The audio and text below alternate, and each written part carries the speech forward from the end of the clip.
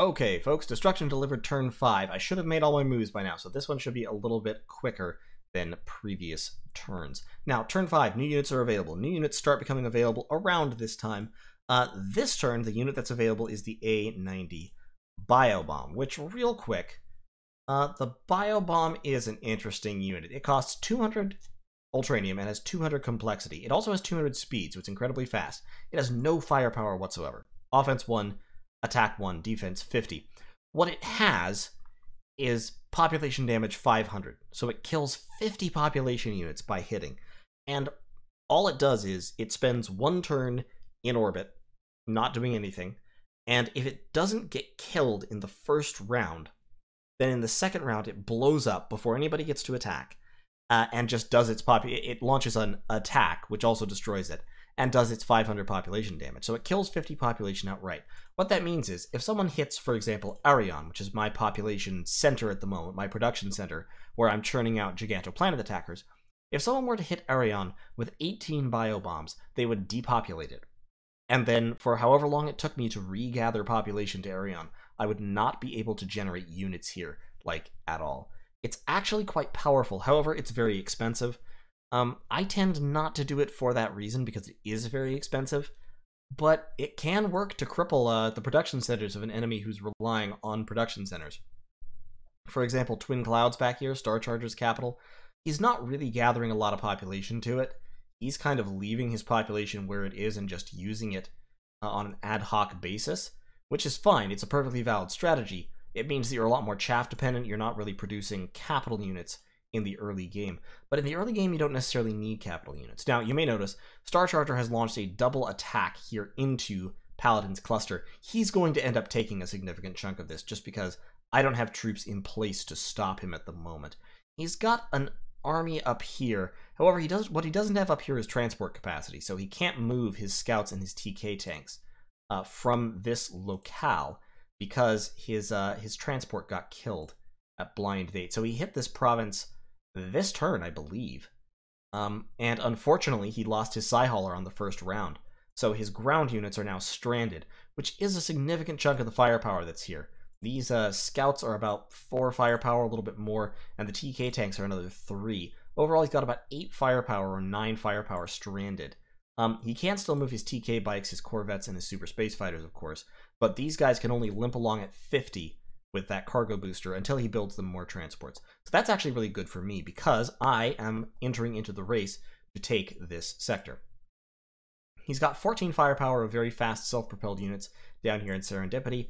Up here, he's got 15 firepower, primarily of TK tanks in a Psyhauler. This is actually quite a flimsy fleet, in that the TK tanks represent most of the firepower, and they'll start taking hits pretty quickly. With defense 79, it only takes about 4 or 5 hits on average to kill a TK tank. So if this fleet goes and attacks a planet alone, they're likely to take pretty heavy casualties. Any planet that can generate a significant number of hits. This planet might actually be fairly safe. Well, no, this planet has 20 firepower. So yeah, he's going to have to double these fleets up, I think, in order to take a world.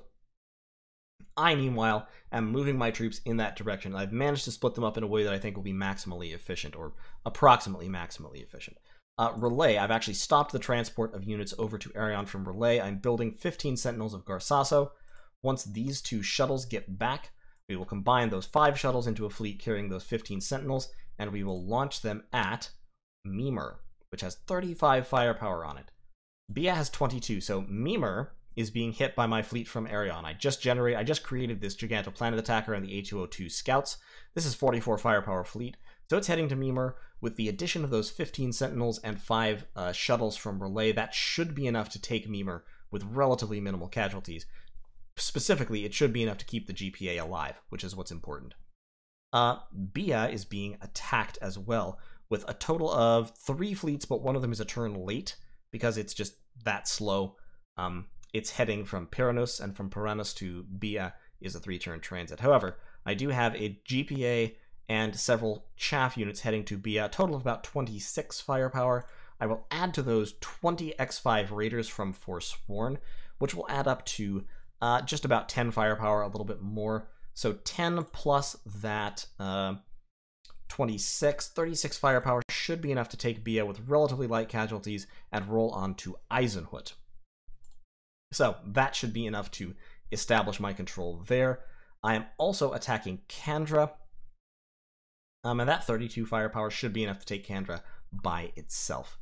I haven't yet produced anything on Kavanaugh, and I think what I'm going to do here is actually I have a bunch of I have a super space fighter license here already, so I'm just going to build 9 of them and then lock in a max order. The price is high for super space fighters right now, but because this is a neutral world that's just been building up Ultranium, I have ult to burn here, and so that should be fine. I am going to take this A2O crawler, I'm going to grab 200 of that Ultranium, and I'm going to head back towards Arion with it just to help feed the mines, or feed the factories rather. As your population gets bigger, your worlds start burning Ultranium a lot faster than you can mass it up. For that reason, you generally don't want to have too many planets feeding population into one single central production zone, because, well, you'll burn Ultranium faster than you can possibly bring it in. Like, if we look over at Gawe here, Gawe has 74 population, 158 Ultranium.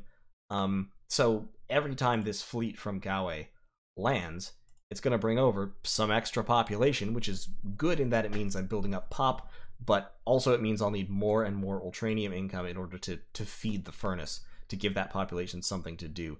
That's where capital units come in, because capital units always cost a lot less Ultranium than they cost population, and so it's an efficient way to turn your population into firepower, or your available complexity, your workforce, into firepower while spending a minimum of Ultranium. Chaff units always have a pretty high ratio. So for example, the base cost on A202s is about 2 to 1 complexity to cost. Right now the price is in fact there. For Gigantoplanet attackers, the base ratio is about 5 to 1 or 3 to 1, slightly under 3, between 3 and 4 to 1 for Entradishar, and when the price dips, it's more like 6 to 1. So much better if you have a lot of population and relatively little Ultranium. In the late game, a planet like Arion with 1,500 or 2,000 population could easily be churning out 2 or 3 GPAs per turn, which is a very easy way to generate a lot of firepower. But yeah, over here on Relay, we are going to swap Relay back to feeding Ultranium to Arion, but for right now, the firepower is more important. So what's going to happen is in 2 turns, we're going to land on Mimer and Bia and Kandra, and then we're going to roll straight on to Eisenhut and Abrawari. We may well, at that point, end up in a war with Star Charger. And that'll be fine. In order to do that, I don't really want to take Hork, because Hork is in Platypus's zone of control. It's closer to his capital world than to anyone else's. It's closer to there than Arion. It's closer to Platyponia than Twin Clouds. So that's one of Platypus's worlds. That means that in order to attack Star Charger directly, there's a pretty big gulf. Like, at closest approach, our 2 areas, our 2 clusters, are over 200 units apart. In order to attack him, I'm going to need some pretty fast units. That's where Piranhos is going to come in here. We're going to buy the license to either the TK Bike or the Hurax Stealth Fighter. The TK Bike has the upgrade that can turn it into the V2, which is higher firepower, and it's 220 speed. I think, though, I already have 300 population here. I think I'm going to go Hurax Stealth Fighter, actually. So I'm going to go Hurax Stealth Fighter. I'm going to buy 1, and then I'm going to lock in a max order, which is 10 for the Hurax Stealth Fighters. Hurax price has been vacillating, but it's drifted down slowly. So we're going to start churning them out here in Piranhos, and we're just going to let population kind of creep up naturally, so we can build 2 or 3 per turn. We are going to feed Piranhos some more Ultranium and some more population from Bethira. Bethira is generating 7 more X5s, which should be able to launch themselves towards Eisenhut or Abrawari. I think Abrawari probably, because that's where I'll need the help. Eisenhut already has such low firepower that whatever survives from Bia can just roll right into it. But I can launch fighters from Bethira over to Abrawari to help out there, and just make sure I can keep the chaff rolling in. Forsworn, like I said, already building X5s, so lots and lots of fast chaff being churned out for that purpose. Galway still producing Zenrin War Monks, so we'll have 10 Zenrin War Monks with the next fleet. Over here, I actually canceled my GPA lock, which was at a slightly lower price. It was at 140 versus 155, so that I could squeeze in 19 Sentinels of Garsasso. It's worth paying the extra 15 Ultranium to have that chance, because Sentinels of Garsasso are going to cost me a lot of money, but they'll give this GPA the fodder that it needs to deploy instantaneously, as opposed to waiting for fodder to come from Galway or some other world.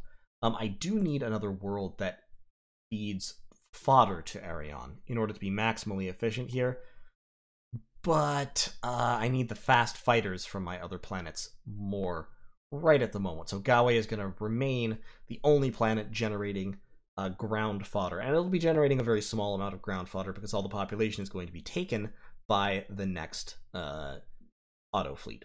So that should be the turn. That's all my moves that I need to make. These two fleets are just hanging out, waiting to be deployed. Errant Mission is waiting for one more turn so it can join the attack on Bia. Ardent Fang is waiting for the other shuttles to rejoin so that it can deploy to Mimer with its Sentinels of Garsasso. Fleets are already deployed from Kabna, and we're churning out some super space fighters there so that they can join the attack on Kandra and reinforce. And yeah, I think we're in pretty good shape. So thanks for watching. I'll see y'all in turn 6.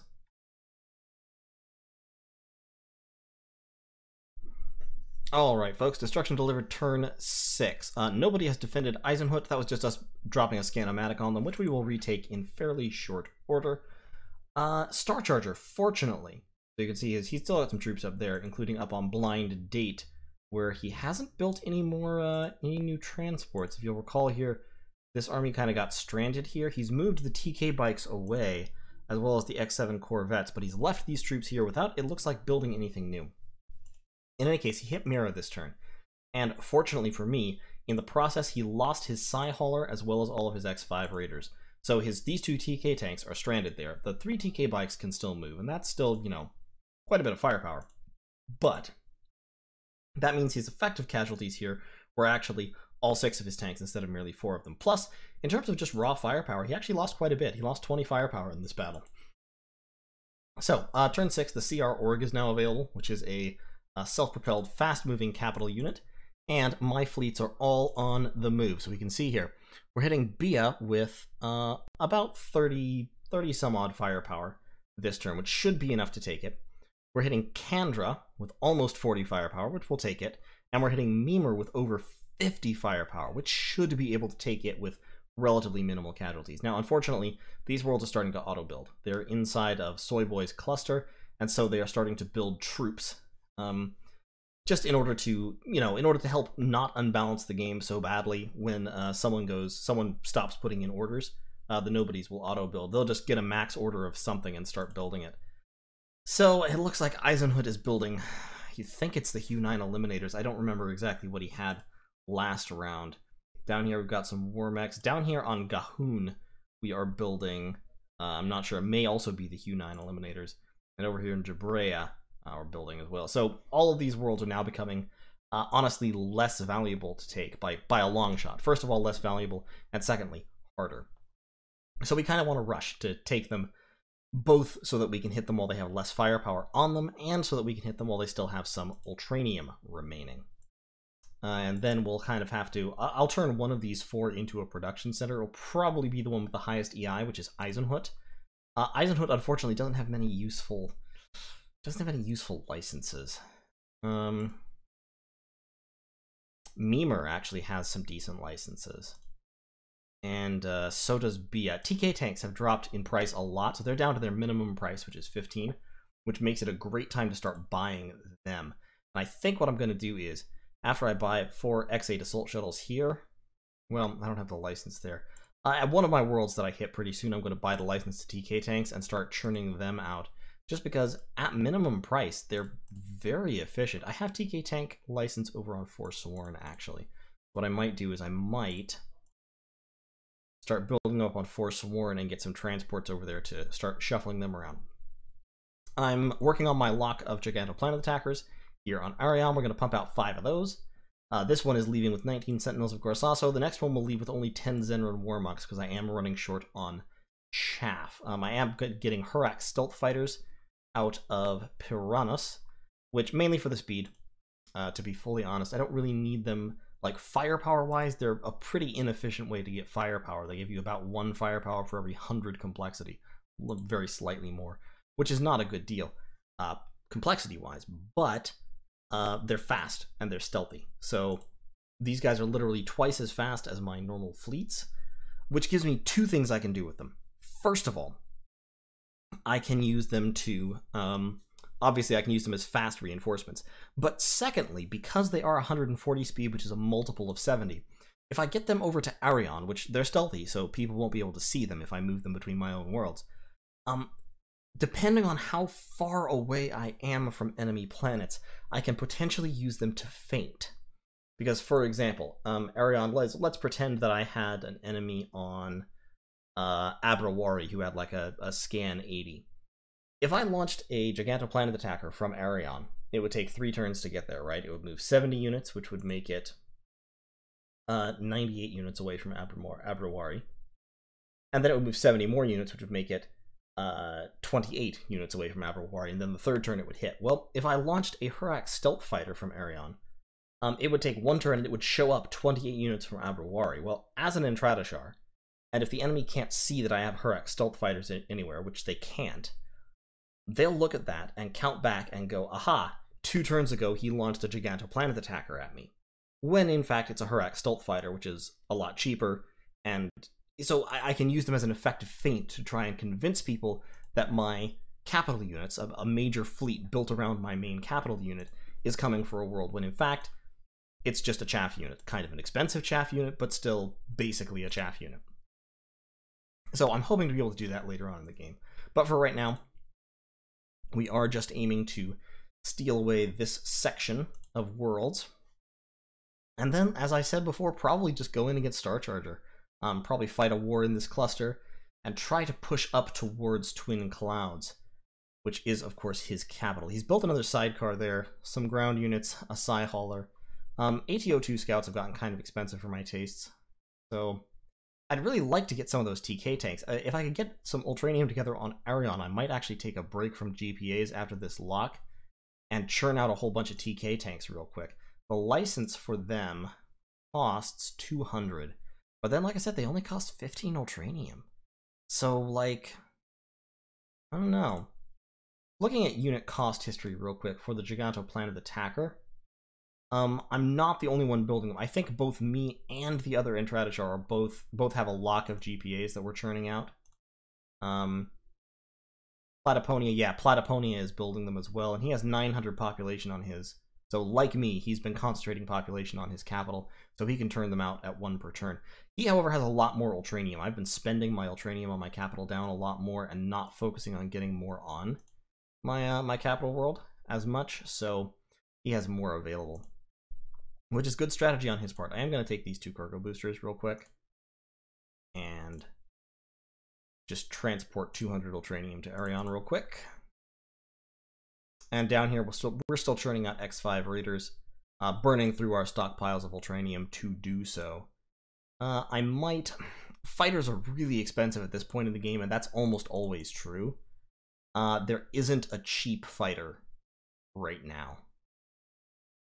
They're all well over their own complexity price, just because of the way expansion tends to work. How people will take planets and do like I'm doing, they'll just place a max lock for a fighter, which will be useful to them later, and let it run.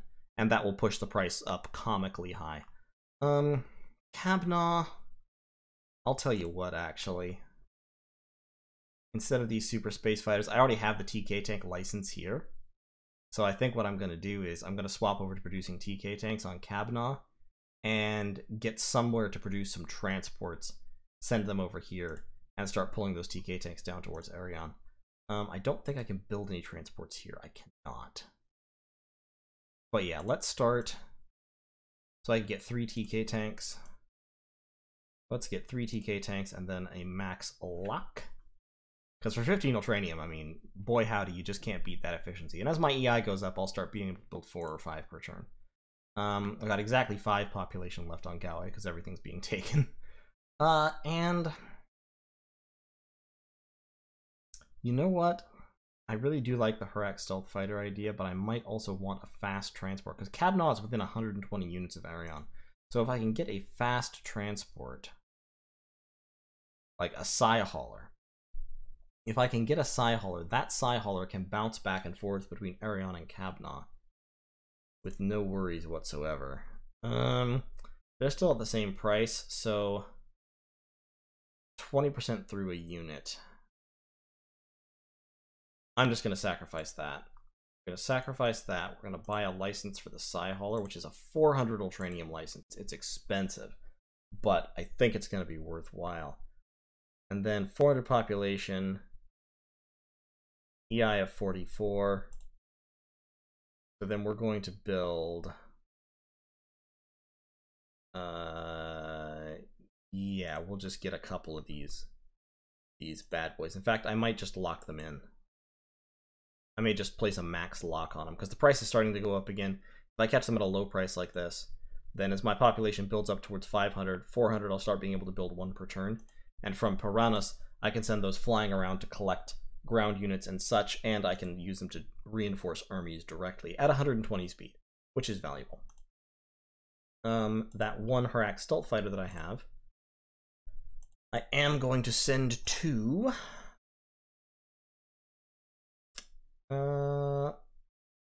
Eisenhut, I think, because Bia, what am I hitting Bia with again? Hitting Bia with a little over 30, and then 25 more in 2 turns. Actually, I may not be able to hit Eisenhut. Well, I've already got 7 firepower aimed towards Eisenhut. 7 X5 Raiders and 1 Hurak Stealth. So, I think... if it's auto-building Q9 Eliminators, though, that'd be a little bit rough. Tell you what, could you hit Abrawari in 2 turns?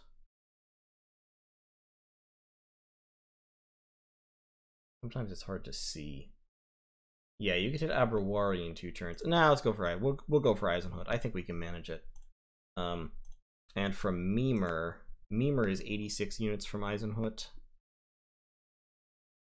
That's X8 assault shuttles and GPA. Yeah, so they have to hit Abrawari after they hit Mimer. Okay, that should be fine. I think we'll be able to make it. So I think this turn we'll take Mimer and Bia. Next turn we'll take Abrawari and Eisenhut. We'll also take Khandra this turn, which should catapult us up pretty high in the rankings. Right now we're sitting at 7 planets. The leaders right now have 9. Next turn we should end up with 10, so we should be very competitive with the leaders. And the turn after that we'll have 12. I think we're gonna do really well there. Russian is doing extremely well. I believe this is his first game. I think I already checked this. Yeah, he just joined less than a week ago. He's doing quite well, which is good for him. I'm not sure. Obviously, I'm not sure how long that's going to progress, but he's taken his entire cluster. He's got some firepower back here, including all these scuttlers that are kind of stuck because he didn't take any transport capacity, I think, when he took that world. Turn 3. Well, he did, but oh no, it kept spawning scuttlers. Scuttlers keep spawning slowly for a while after you take a planet. He's got a main fleet up here. And that is going to be 2 turns into either Jolly Bones cluster up here, which would probably be a really good idea because Jolly Bones does not appear to be doing much, or over into H-Cobb's cluster. H-Cobb is another of the old veteran players. He's quite good.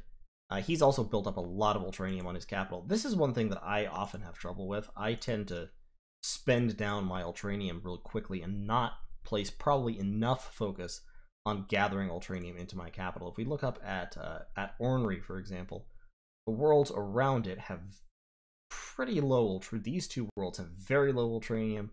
These 2 worlds have pretty low Ultranium. These 2 worlds have a lot of Ultranium, so they have not been spent down much at all. He took that one last turn, and that one this turn. He lost about 10 firepower doing it, which is about usual for a good battle, a good fight. So yeah, I definitely need more Ultranium on Arion. Right now I'm spending less than my RER, which is nice, and so Galway will also be able to help me out there. But I definitely need those X8s to start bringing over Ultranium from Relay. And I'd also like to get some from Kavna and Khandra. We'll see. Khandra, to be honest, I may turn Khandra into a secondary production facility with Kavna feeding to it, just because it's further towards the center. So it's more kind of centrally located and positioned to threaten a couple of different clusters. Hopefully, my non-aggression pact with Placid Platypus will last for a good long time and I won't have to worry about that, but, you know, things happen.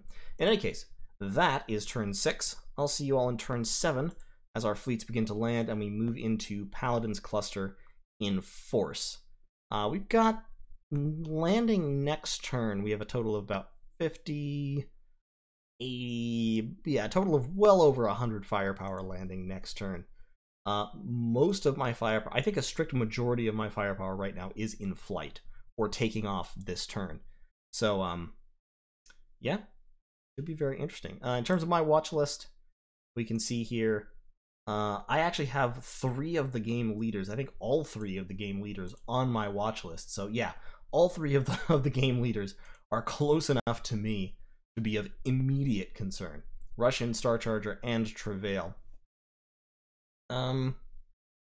H-Cobb is also there. He actually has the most population out of anyone on my watch list, but Russian has the most firepower. I'm pretty well up there in the firepower rankings too, just because Intraditor units are quite efficient at it.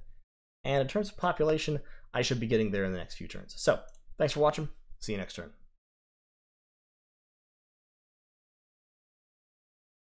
Alright, folks, it is turn 7. We've won 3 battles. Someone has pointed out, Star Charter has pointed out, we have 5 commanders tied for first, including yours truly. I have 10 worlds, like the other 5 current leaders. The highest population out of anyone now that I've jumped the ranks like this. Shacer has a win ratio of 10, interestingly. So he hasn't... That means that he's fought... Yeah, he hasn't lost a battle. Which is good for him. I appreciate him. But we have... we did really well. We did really, really well. If we watch our battles real quick. So we had 3 fleets here. We outnumbered the enemy by a little over 2 to 1. We lost almost exactly 10 firepower. Killed about 50 population, which is a little bit unfortunate, but hey, it is what it is. In Mimer, we came in like a wrecking ball with 56 firepower, walked out with 45, so once again, pretty solid on Mimer. Took out a nice little group of troops. And on Khandra, we lost, again, about 10 firepower. Losing about 10 firepower in fights like this where the enemy has about 20 is perfectly reasonable. So, from Khandra, we're deploying to Abrawari, sending some more Ultranium back to Arion. Arion is still churning out GPAs locked at 155. After this order completes, I think we may want to buy a different license and shift to something else because GPAs are getting a little bit expensive. CR orgs are starting to drop in price, so possibly when they drop to around the 200-ish mark, we might start building them just because they're fast. Or we could also go for Megabots. Megabots require a lot of upgrades to become really effective, and the other upgrades have not yet unlocked, but they will soon. License cost does add up, and complexity starts to add up, but Megabots V3 are extremely effective. N-class battleships have actually edged upwards in price, so we're definitely not going for them. And XMCs, they're starting to drop again now, but they had spiked to a really, really high cost. So I don't think they're going to be very useful either, although we could use a few as support units. But in any case, that's that. So our fleets are moving on. Mimer is deploying to Abrawari. That fleet should be able to roll Abrawari with no trouble, and we do have a couple more fleets landing on Abrawari one turn later, including another GPA. Eisenhut will, I think, be a little bit tougher. We have relatively few support forces deploying to Eisenhut right now, but I do want to keep on rolling. So we're going to hit Eisenhut with almost even firepower. And we're just going to have to rely on better fleet composition. We have the GPA. We have a few chaff units in that fleet. Then we have a Hurax Stealth and 7 X5s coming with us. I'll just sacrifice these units if I don't go in this turn, so we're going in this turn. These units, I was hoping to take fewer losses among my chaff, but unfortunately I lost a lot of my chaff. We then have another 17 fighters popping up on Eisenhut the turn after, so we should be able to should be able to establish a forward base here. Mimir is turning into a production center. We're starting to churn out Boron Recon buggies here. Boron Recon buggies have dropped in price. Well, their price isn't bad. It's still a 3-to-1 ult to complexity ratio, and they're very tanky chaff. So having a bunch of Boron Recon buggies supporting a GPA is a very efficient fleet design. Boron Recon buggies can soak an average of 4 hits before dying, and if you upgrade them to the Boron Buggy V2, they can soak an average of, it takes an average of about 10 shots to kill them instead of 4. So if you have like 20 Boron Recon Buggy V2s on a GPA, that's a very tough fleet. That's a fleet that won't suffer a lot of attrition, which is exactly what we want. So we're upgrading, we're getting 4 Buggy V2s this turn, and then we've got a max lock of buggies in case the price keeps going up. If the price goes down, we'll cancel and re-hire. Over here, we're deploying Ultranium from Mimir. We're building more cargo boosters. We're going to concentrate our population over on Mimir. I'm sorry, we're building those on Bia. We're going to concentrate our population over on Mimir, and then we're also building TK tanks. TK tanks are also fairly tanky, but they have a high offense value too, so they're more expensive than Boron Recon buggies in terms of the complexity it takes to build them. They're harder to build, I should say. They're actually cheaper right now, but they hit harder. So they have quite a bit of firepower. And they're kind of intermediate. They're like really, really high-grade chaff. We are also building those on Kabna. And from Arion, we are deploying an A203 crawler up to Kabna. We will also be deploying our first Psy Hauler to transport those guys from Kabna, or possibly to jump around transporting ground chaff from other locales. Still getting X5 Raiders out of Forsworn. We're going to burn through all the Ultranium on this world building X5 Raiders. Bethira, likewise, building X5 Raiders. Piranha's building those Psy Haulers. Over here, Relay is pumping out some X8 Assault Shuttles. So we're going to assemble an auto fleet there. And start bringing Ultranium back to Arion again. Those 4... Yeah, they won't quite keep up, but we're just going to churn out as many X8s as we can. And we'll strip this planet once again. Relay will be just a feeder world for Arion. We'll concentrate more population. We should be up to 1,500 population on Arion in just a few turns here. Because it's gaining, effectively it's gaining 40 per turn, plus it's gaining, it works out to basically Galway's EI in population, because it's getting that pretty quickly. So effectively it has an EI of about 86, and then once Relay joins in, it'll have an EI of a little over 100. So by the end of the game, Arion will be up to like 3,000 population or so. Star Charger, meanwhile, has not yet advanced. If we look at here, he conquered this planet. He's been building super space fighters. Super space fighters are expensive, so it's interesting that he's got super space fighters here. Or those may have actually come in from somewhere else. Down here, took this planet, and now he's building cargo boosters and A202 scouts on Serendipity. So a slow attacking force to support an assault on Soy Boy. And in Mira, he conquered this planet last turn, had 21 firepower there, and he's now reinforcing with fighters from his rear lines. Blind Date still has these units on it. These are still the same units that were dropped here. He's built a cargo booster, I guess. Jabakunda has a whole bunch of instigators that he's been building here. And Twin Clouds has more TK Bikes V2, so he's building more really, really fast units, which is a good way to go. This province, he just took this turn with cargo boosters. So, and yeah, that's the fleet that he just took that with. So he's completed, or almost completed, taking his area. And it's interesting that this is the province he took first, and then he's just been building X6s and the occasional A202 scout up there.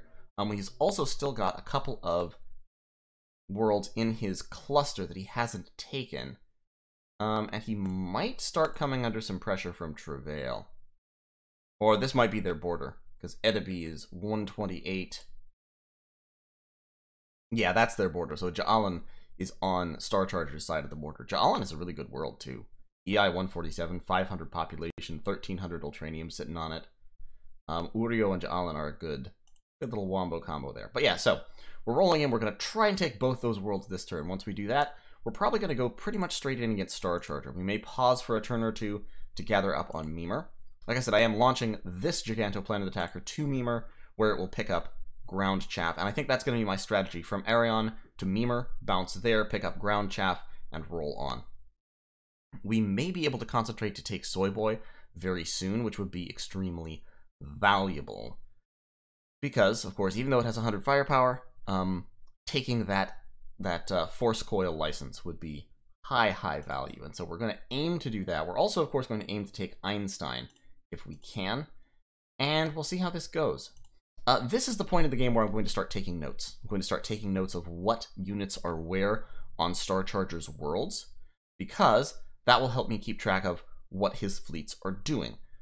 There's a lot of paperwork involved. I'm not going to show it all off. It'll be on this screen right here, where you'll be able to see notes on other worlds, and they'll be listed there. And I'm literally just going to end up listing the firepower and the units that are on these different worlds so that I can see how he's moving his fleets around. Like I said, it's a lot of paperwork, but it's kind of, if you want to play UltraCorps really well, it's valuable to actually have that showing. So, in any case, thanks for watching.